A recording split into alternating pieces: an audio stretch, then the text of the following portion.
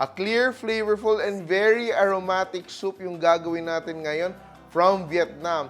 Chicken pho. Let's start cooking! Alam nyo, kahit chef ako, minsan wala kami handang ulam, kaya takbo para bumili ng lechong manok. Pero yung lechong manok namin, hindi lang lechon manok yung nakakain namin, ginagawa pa namin kakaiba. Just like this recipe, ating Vietnamese pho, using the bones and leftover chicken. So ito, kung may laman-laman akong natitira, yung ginagawa ko dito ay, I will just shred it, no? I will remove the skin, and I will just shred the meat part.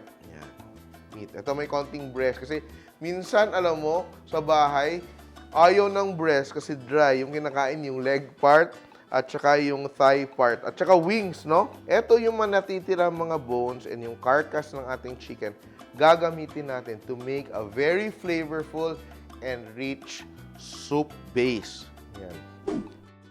Yung gagawin ko, yung una kong gagawin, I have my aromatics. So I have my onions, ginger, cinnamon, walang cinnamon stick, pwedeng powder, and star anise. So all I want to do now is to toast it, no? Toast it to bring out the flavors. Yan, no? Para mabuhay ulit yung mga essential oils niya. So no oil lang to, no? We just want to toast it. Wait for it to become aromatic in your kitchen. So we just want to toast, no? Burn our aromatics a little bit. It will give it a very nice, lightly smoky but very aromatic flavor.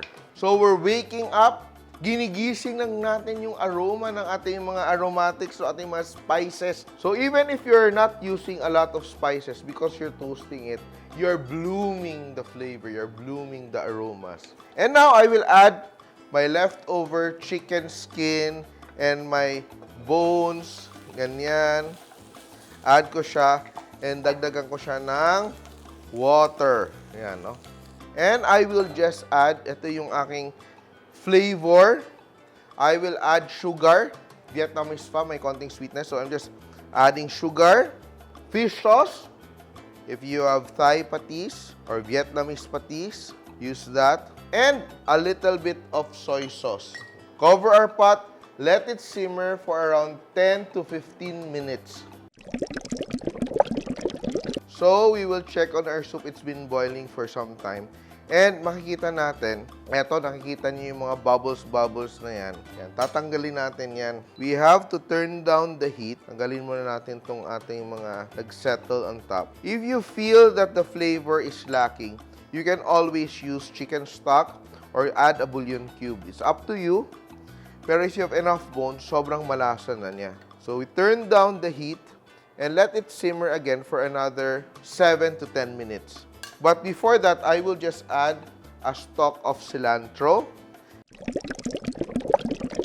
So as you boil the chicken bones, you will extract all the minerals and the collagen to make a very healthy soup. Of course, this is tastier and even healthier than using your instant stock. Leftover chicken, strain out the bones and the spices.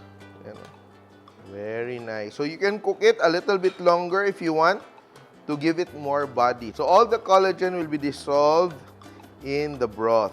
Yan. So my stock is done. What I will do now is I will just warm it up. No? Konting blanch lang yung gagamitin ko. Yan. Just warm it up. No? Refresh, refresh, refresh. Set that aside for later. Ang sarap-sarap. Ang sarap nito. I promise you guys. And it really feels like authentic pho. No? It's instant pho noodles, enough for one serving. I'm using flat rice noodles. You can use sotanghon. You can use bihon. I will just cook it in my broth very quickly. Be sure to soak your noodles ahead of time for around 30 seconds. Transfer to our bowl. That's for the entire family, no? Mag-set up ka ng ganitong station. And we top with our shredded chicken. Lagyan natin ng toge, basil leaves, cilantro leaves. Ito. Some chilies. Put our wedge of lime on the side. And pour your boiling hot soup over your noodles. I'm excited. Yan. To eat, you can have some hoisin sauce or sriracha on the side. And I just want it plain, lemon, just to balance everything. And it's time to taste.